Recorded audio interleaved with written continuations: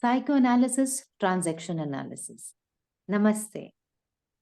Ever since Eric Berne wrote the book I'm Okay, You're Okay, transaction analysis or TA became popular in the area of therapy.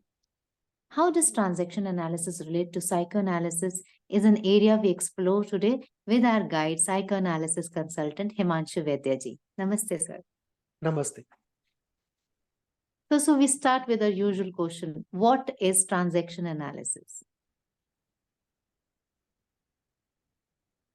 Transaction analysis is a school in the broad area of psychotherapy. Just as you have psychoanalysis, you have CBT, you have behavioral therapy, you have cognitive therapy, you have REBT, you also have transaction analysis. So it's a school of psychotherapy. As the name suggests, this school is focused upon analysis of transactions, meaning the focus is upon human interaction. The focus is not so much on what happens deep inside of you when you are alone, what is the content of your dream, how projective identification happens, how transference happens. That is not the focus at all. The focus here is the unit of analysis is interaction between two people. That is where the unit of analysis of this school is. So this school is not so interested in the oral phase or the anal phase or the split being open or the healthy self or fragile self being in place.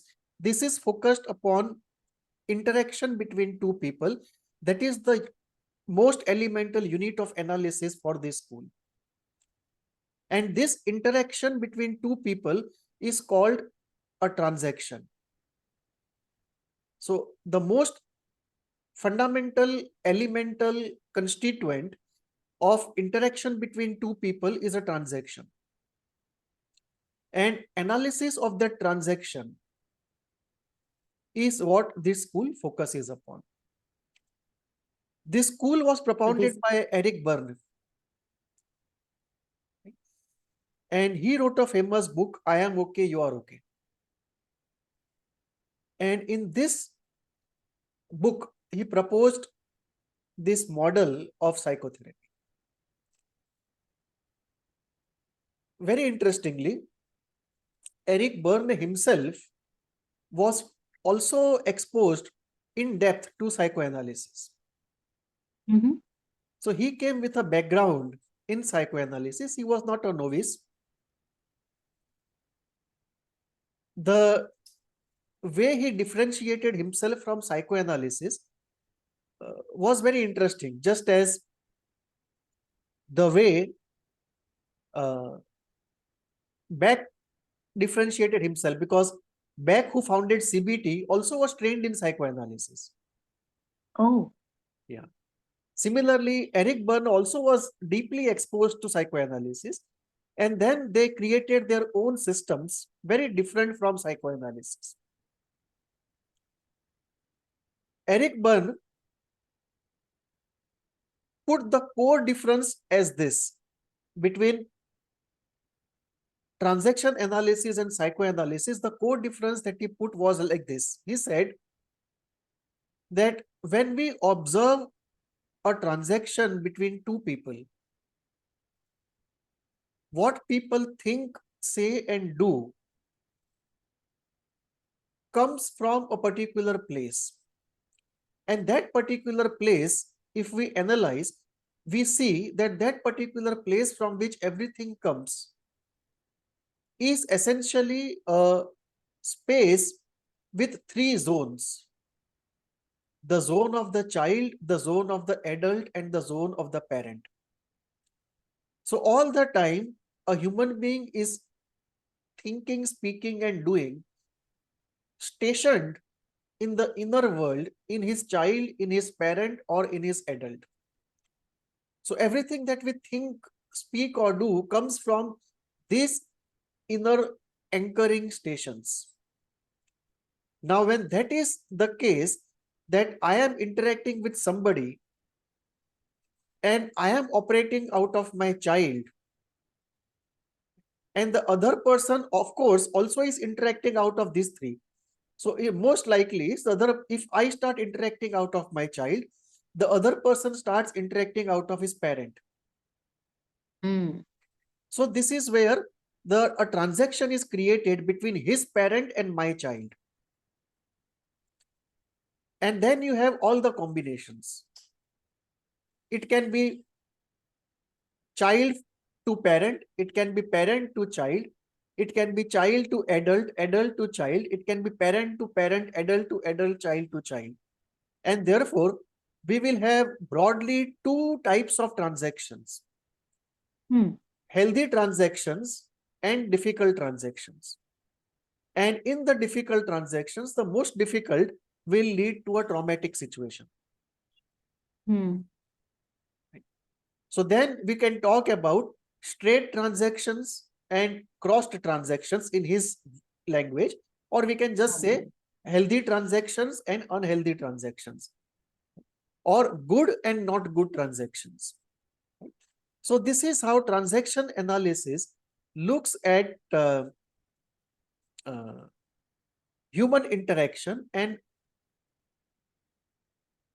this is where the station of this pool is. And one is reminded of Freud creating the frame of psychoanalysis. When Freud created the frame in which psychoanalytic therapy was to be done, he looked at all human interactions and he came to a conclusion that all human interactions essentially are templates of parent-child, student-teacher, and friends.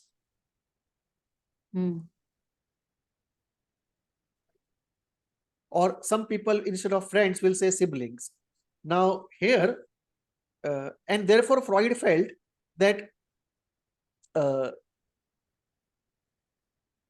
all the three ways of interacting, parent, child, student, teacher, and friends, they were not adequate to bring about healing, and therefore a fourth way of interacting was necessary, because of which he created this entire frame of psychoanalytic psychotherapy, where you have the anonymous, omnipotent, blank screen therapist and the free associating, all revealing patient. Right. And there is this frame where you don't meet outside of the room. You don't talk So anything apart from the inner world. You talk the minimum as a therapist. So he created a fourth type of relationship for healing, because he felt the first three were not adequate for the healing purpose. So one is reminded of that kind of grouping of all human interactions into a few groups, which Freud did to create a frame. Eric Berne did to establish this whole school of transaction analysis.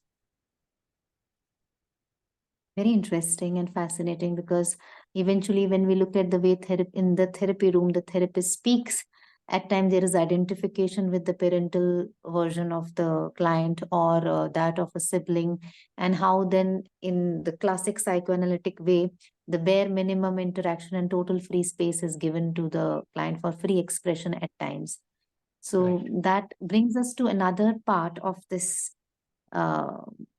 version of transactional analysis, is that if this is how we all are operating all the time, choosing to operate from certain station, and there is a response to it from the outer world, and this is how it is all the time, we are communicating. This is being such a basic important school, why has it gone out of central focus?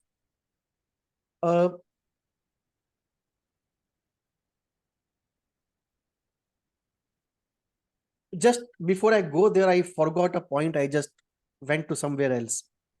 Yes, please. Yes. In the last question, there was I was about to say something and I went astray. Okay. The way Eric Berne differentiates himself from psychoanalysis is by saying this. He says, the child, the adult, and the parent are phenomenological realities and not inferred realities. Okay. And this, according to him, is the core difference between transaction analysis and psychoanalysis. Mm-hmm. That transaction analysis, when you say child, adult, and parent, you can see it in interaction. So these are observed phenomenological realities.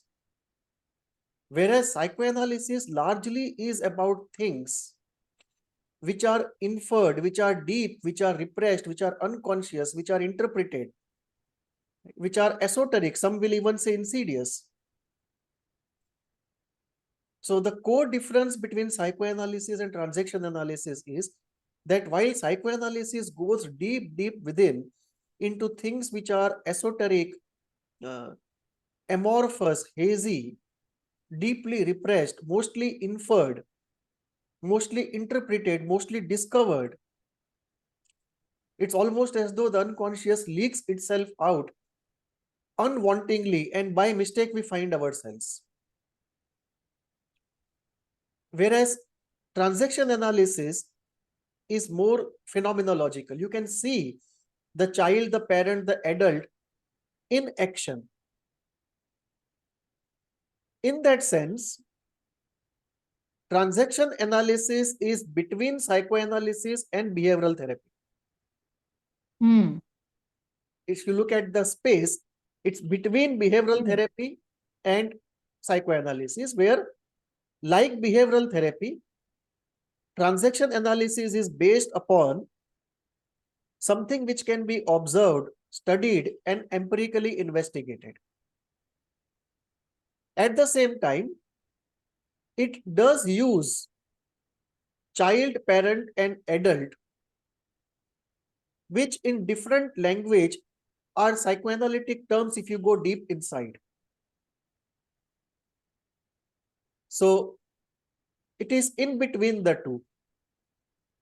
Now, coming to the question, why, despite being so intuitively appealing, because we can see in ourselves and others that it is actually true that we operate out of child, parent, or adult. And you can draw a parallel between Jung's archetypes, that in the Jungian conceptualization also, we are operating either out of the old wise man, or out of the magician, or out of the hero, some archetype. So instead of Jung's archetypes, here we have the three phenomenologically observed stations. Because Jung's archetypes cannot be observed, they are deeply buried inside, and they are inferred or discovered after a lot of excavation. But here what we have are phenomenological realities, easy to see in ourselves and others and all around us. And despite that, why it failed?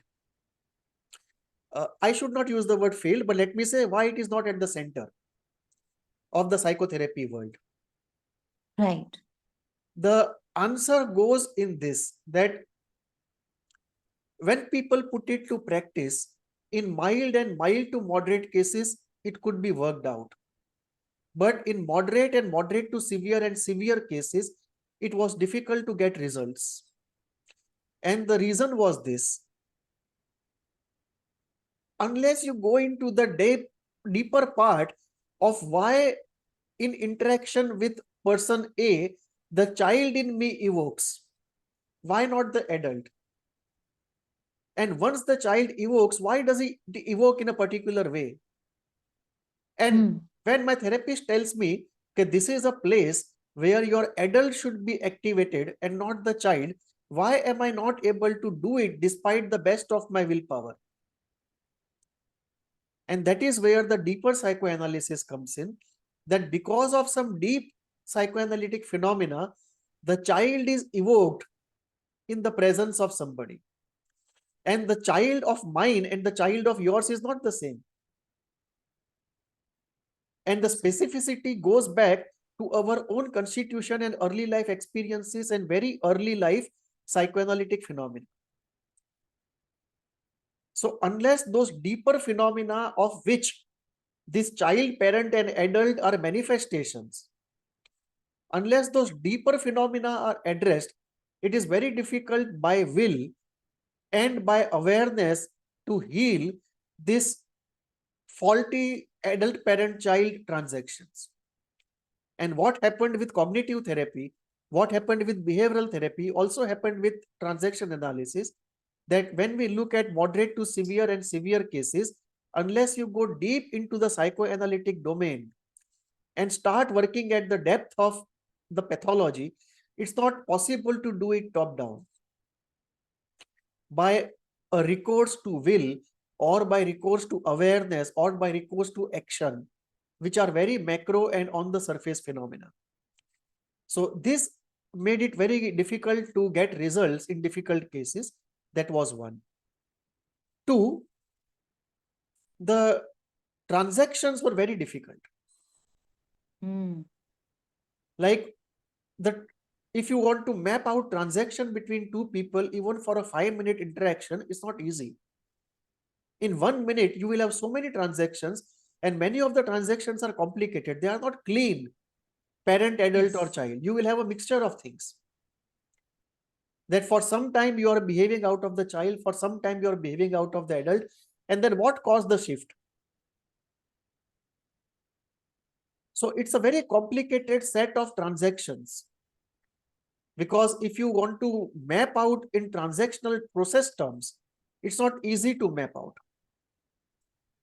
And therefore, if you put together all the transactions in a 5-minute interaction and then do analysis of each transaction, it's a very difficult thing to do. And the transactions are extremely complicated. And then if somebody asks the question, why this kind of transactions have happened, and despite my not wishing it, why do I keep repeating the same thing? It's very difficult to give any answer unless you go into the deeper part of psychoanalysis. And then the second part of transaction analysis, which is a very important part, people usually don't appreciate it being so important. That is, I am okay, you are okay. Because transaction analysis, apart from this analysis of transactions and setting them right through various tools, and discusses the tools in the book, transaction analysis also has a very important philosophical component to it, which is I am okay, you are okay. Which is about acceptance of the self and acceptance of the other. And this also, while it's a very powerful tool, it's not easy to achieve. Most people who come to therapy, most of them, I'm not saying all of them, most of them, at some level have this difficulty of I am not good enough.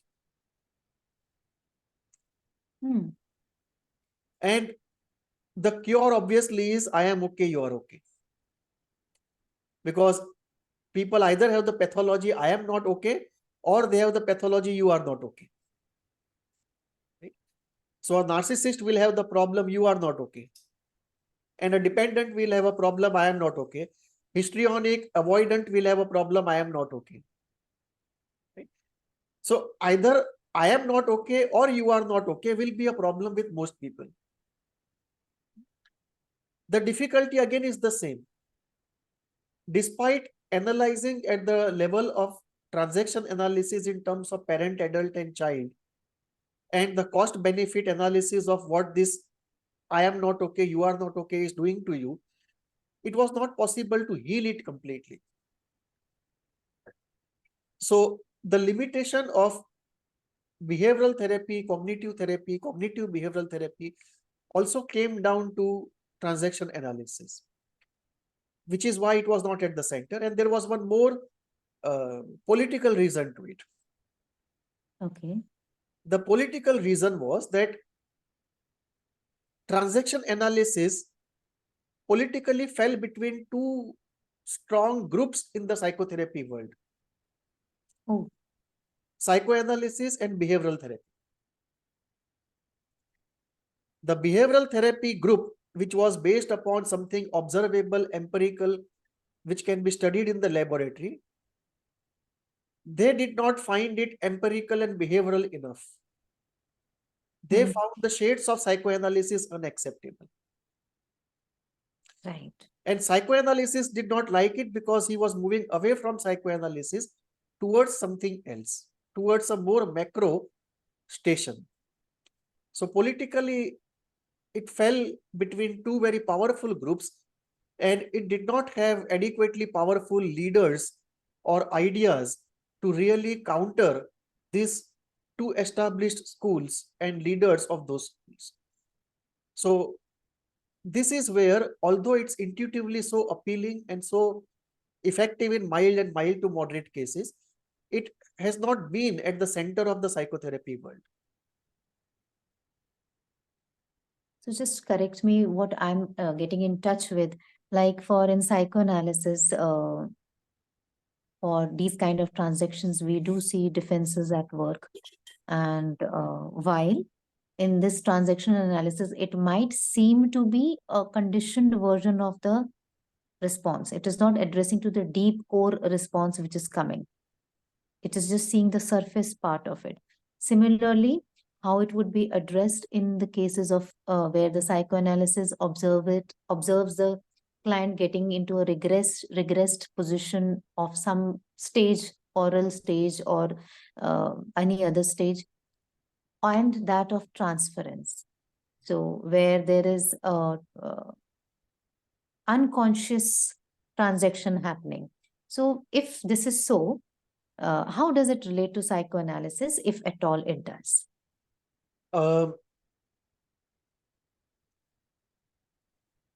One is tempted to start with drawing a parallel. Okay. If you look at this trinity of parent, adult, and child, it reminds us of the trinity of Freud, id, ego, and superego. And they are parallel. The parent is almost like the superego, the adult is like the ego, and the child is like the id. So in a way, it confirms Freud's conceptualization that in a phenomenological sense also we see manifestation of id, ego, and superego. And most of the problems in transaction analysis would be where the child is too strong and adult is sidelined, where adult should have been at the center. And it reminds us of Freud's seminal axiom, where id is, there ego shall be. Yes. So according to Freud, this was one of the goals of therapy, that where id is, there ego shall be. So this is where one of the parallels between the two is. Now let me take an example to connect the two. Let us say please. a dependent and a narcissist are having a conversation. A dependent is asking the narcissist, can he get him a drink? And the narcissist says yes. And the dependent then asks him, what would you like to have? And the narcissist gives his order, right? A plus B plus C. And the dependent then goes, brings it back. The narcissist is pleased, the dependent is pleased. You see this 15-minute transaction between two people. And now you want to apply both psychoanalysis and transaction analysis to the situation. The first level of understanding the situation would be literal. What A said to B, what B said to A. A literal meaning of what conversation happened between them. And that gives us first level of understanding, the literal understanding. Then we can dig a step deeper to have a practical understanding. That what self-interest of each of these is being satisfied in what way. That's a very practical understanding. Deeper still, we can have a transaction analysis understanding. That was the dependent working out of his child and satisfying the narcissistic parent.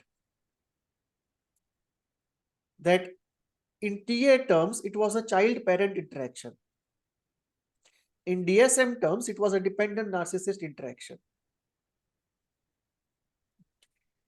Now, if you keep it to the TA level, it essentially will be a child-parent interaction where it should have been an adult to adult interaction. So it's a misfiring of a transaction. It's not a healthy transaction. The healthy transaction would have been adult to adult if both are of the same age. But so the goal would be how to move from the child parent to adult transaction. That would be the goal of transaction analysis. And it would have its own tools of analysis, healing, self-change, self-working, and so on. But it would not answer the question as to why by default this person always gets into a child-parent relationship interaction with all narcissistic people. And apart from it, why does he have other characteristics of dependent personality disorder? And what happened in early life that this cannot be overcome by will, even though the person has to pay a heavy cost for it? Why by will a re-engineering of the personality is not possible? So that is where a deeper psychoanalytic understanding will happen. And at that level, there will be multiplicity of schools. Why the dependent has become dependent?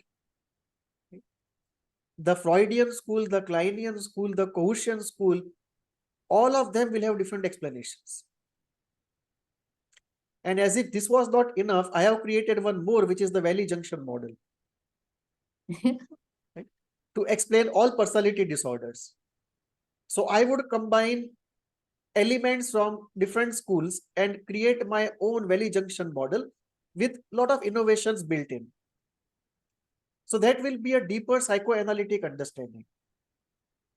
So where we see transaction analysis is a kind of a cross between psychoanalysis and behavioral therapy. It's a kind of psychoanalytic behaviorism at the observable phenomenological level. So this is how both of them, they can be understood as interacting not voluntarily, but if we conceptually force them to intersect or engage with each other, this is how the engagement comes out to be.